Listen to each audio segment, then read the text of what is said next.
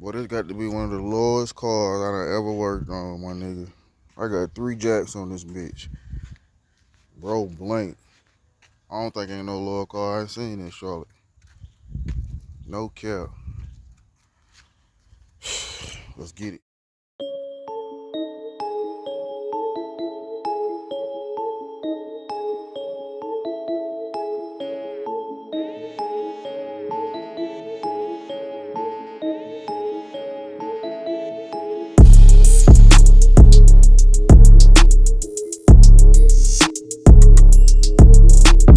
What it do? It's your boy Lucy B55 to whatever, and I'm back at you with another one. If you haven't, go ahead and hit that like, fave, subscribe. And this right here gonna be the Lexus. What is this? By the way, y'all, man, I know I've been gone for a little minute, but I'm back. I got a few videos lined up for y'all, but nonetheless, this is what I got going today.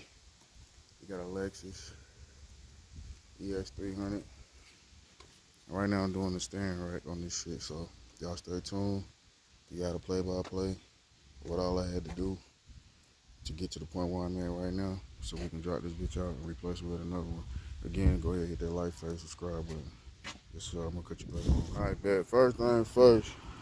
The first line of operation, what you're supposed to do first offhand is this is your power steering pump. So to keep from having all the mess whenever you drop the shit, take them lines a loose or whatnot. It's best to get all as much as you can up out of there, which I've done a little bit of it. This is it right here. Basically, I used the siphon and siphon as much as I could out the reservoir.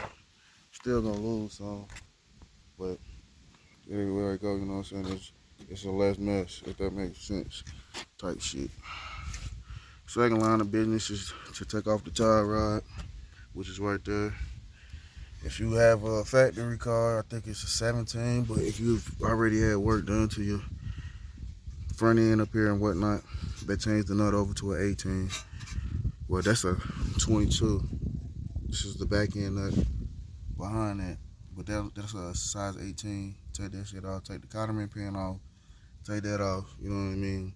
And then you go back to this joint right here. When it's still attached to the rod, you count how many times of a turn you got from when it come off.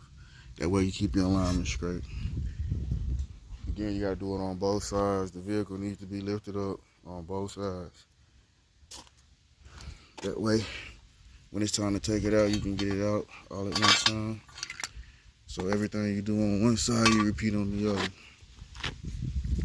Make sure y'all got y'all stands and shit, jacks. I so happen to got two regular jacks and one floor jack on this joint. Safety first. I know there ain't nobody trying to die up out here.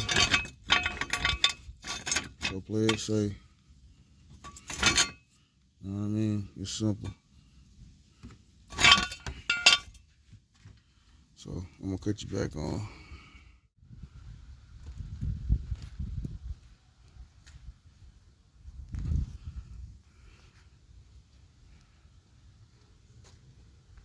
Hey, next day shit. Excuse the noise. My neighbor doing this line over there. But as you can see, the steering rack is out. Yesterday I got to the point where it was getting the lines taken off. As you can see those right there. Return lines. Got new ones on it. You got the new part right here. So the next step is to calibrate this bitch. You know what I mean? And I'm gonna show you the step-by-step process. So basically we need some Loctite pliers. Put them on here. And just basically turn. Get it to where everything is functioning the correct way. Inside of the actual new rack. Then we'll get back up on there and slide it. But this is the old one. I'm assuming that was his issue. This boot was torn pretty bad. The other side was as well, but messy job, my man. It's messy jobs. So what I'm gonna do is I'm gonna clean up all this bullshit I got laying around. I'm gonna cut you back on for the calibration part and the install. So basically, all you do, as far as before you throw your new steering rack in, is get you some locking pliers and lock it in right here on this little valve, I'm gonna call it a valve nut, whatever the case may be. You lock it in right here, and you line it up with a good angle or where you know what it would be a full circle. I use this as my starting point, and it was 3 full turns all together, you know what I mean, going from left to right. So first, that's what you do.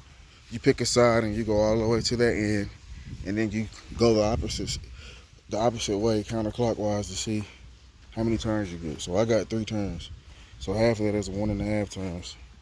So boom, I did that, and I went back a full turn and 1/2, and I came out with the equalness of each side. So therefore, when I throw this rack back in, the alignment won't be off so bad. Now, of course, when you're doing anything dealing with suspension, it's best to get another alignment, so that's a given, but this is the closest way to keep the steering wheel and the rack in the same position. That way you won't have more, what I would say, the angling won't go so far this way and be shorter another way. It won't be off. So everything will be calibrated. Excuse me, man. A little tired, a little hot. But anyway. Alright, so new steering rack. I'm about to do right now is put this bitch in, line it up, get these lines hooked up, bolt it in, be done with the process. So I'm gonna cut you back on. Alright, we back on. As you can see, I got beat by the sunlight. It's dark as hell. But nonetheless, the rack is in. Give you a good look. Everything connected, sway bar link. Try to clean up all of this shit the best I could. But that's the new rack. Put everything back together, so in the sunlight, well, you know, I probably ain't even gonna video that, but you know what I'm saying, that's pretty much the gist of it. Once you throw it in, you put that 19mm screw that holds the steering rack in place. Throw that on, you throw your sway bar. Well, first you get up inside of up under the basic repeat process of everything I've shown so far. I ain't gonna lie, I'm a little tired, but nonetheless, the job is done. So you hit that like, favorite, and subscribe. Light kind of bright. I'm back out on these DIYs. I'm gonna be back out here active on videos, man, and everything else, full of content. So again, like, favorite, subscribe. I'm out. And just like that, off to the races. Yes, sir.